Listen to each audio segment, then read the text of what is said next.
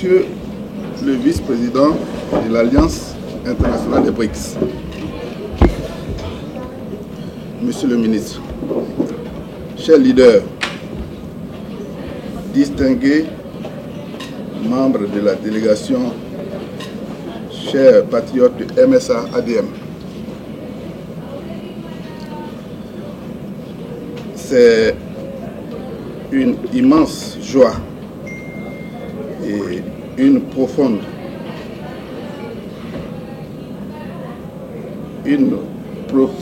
reconnaissance que nous vous souhaitons au nom de l'ensemble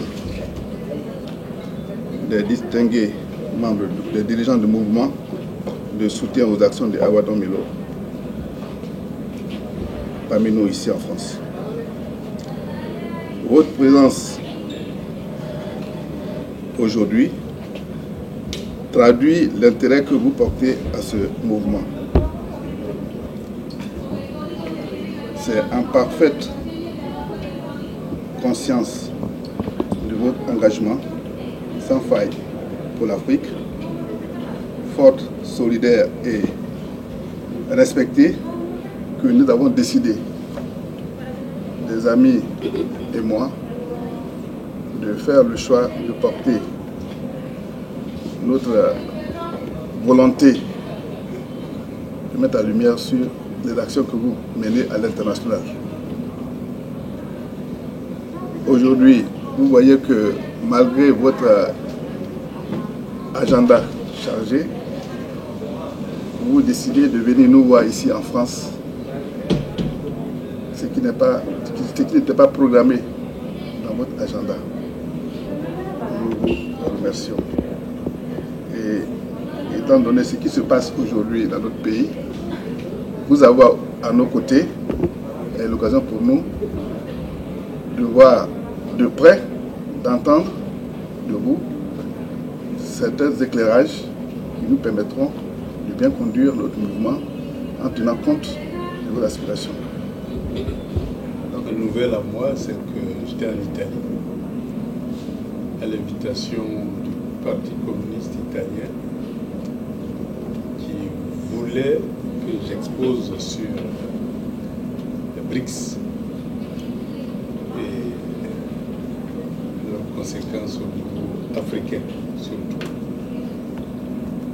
Bon, il faut dire que c'était vraiment toute la gauche qui était là, les représentants de la gauche italienne. Et donc on a pu mener un débat de fond et arrêter une stratégie commune de promotion des BRICS, parce que eux voient tout de suite BRICS Russie. On leur fait comprendre que BRICS c'est vraiment une vision d'abord d'un monde où chaque État est souverain et où chaque État n'est pas soumis à la volonté d'un autre État et peut coopérer librement avec tout État sans qu'une bombe ou une rébellion ne soit montée contre cet État-là, comme on a vu en Libye ou en Côte d'Ivoire. Donc on a eu des échanges vraiment très fructueux. Et on a souhaité qu'ils accompagnent ce mouvement-là au niveau européen. Et puis surtout qu'ils soutiennent les luttes que nous menons en Afrique, parce que ces luttes-là rentrent dans le cadre vraiment de la conquête de notre souveraineté, de notre indépendance. Et c'est en phase avec l'idéologie des BRICS qui souhaite que chaque État soit souverain.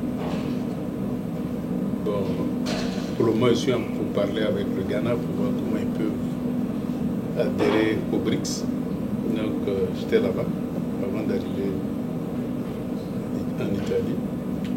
Et je discute avec les autorités pour voir dans quelle mesure ils peuvent adhérer aux BRICS en leur donnant la procédure.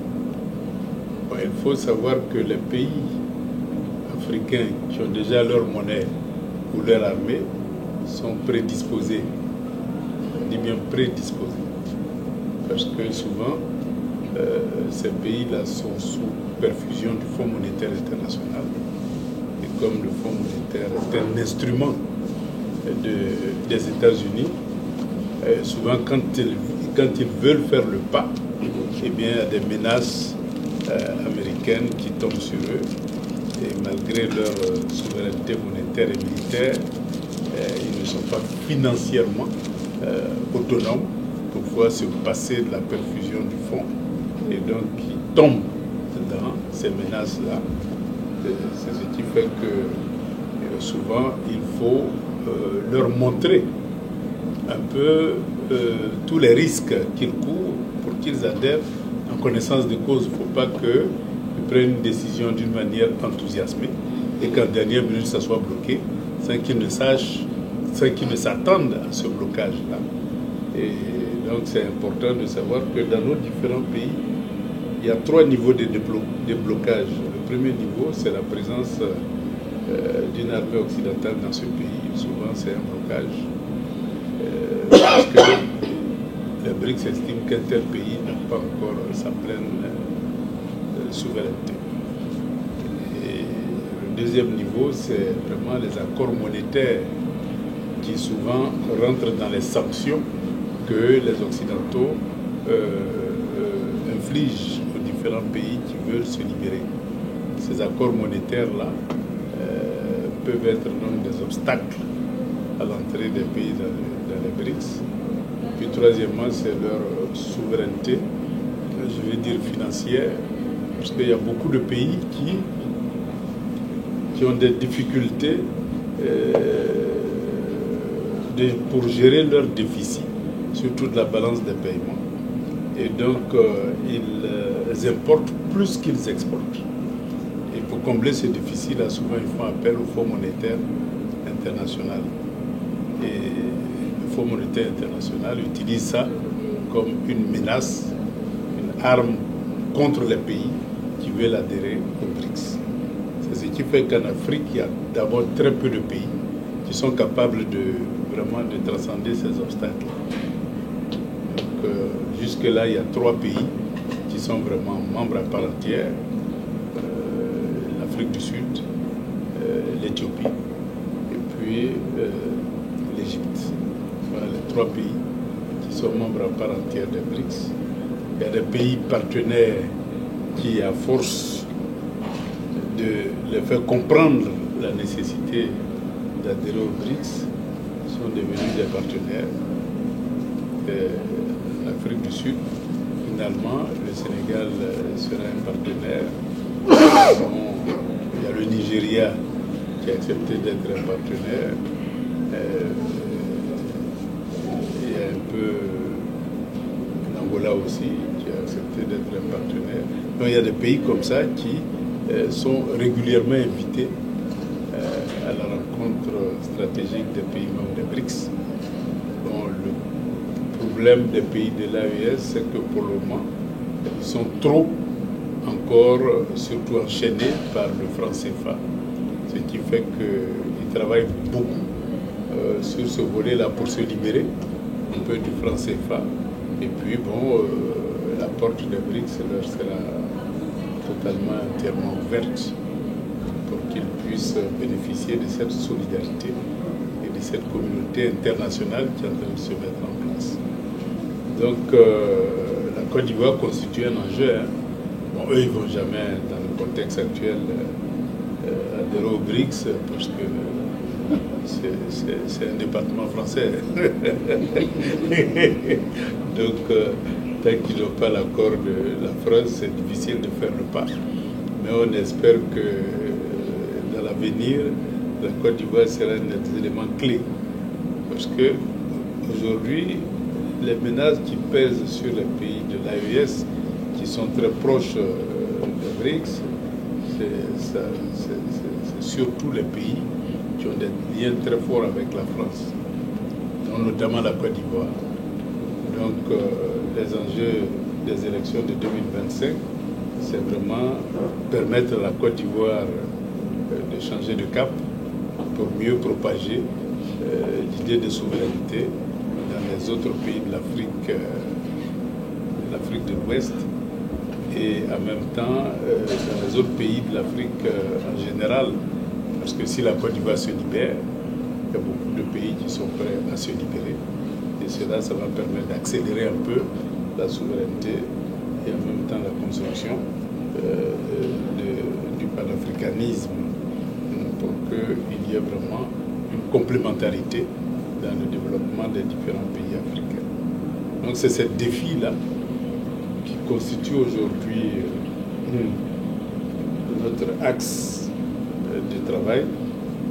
Bon, c'est pas facile parce que c'est beaucoup plus de la diplomatie que de l'action publique.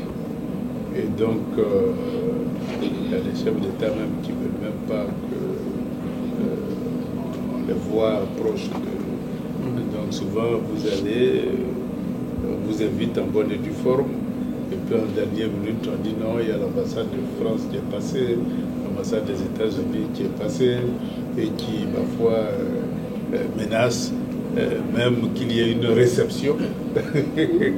Alors souvent, vous allez, vous attendez, vous ne comprenez pas, et puis bon, ben, c'est quelqu'un d'autre qui vient vous dire que parfois bon, la situation est menaçante, vaut mieux qu'on puisse reporter la rencontre. Donc on vit toutes ces situations-là, ça fait partie du combat. On continue à se battre pour que l'Afrique se libère.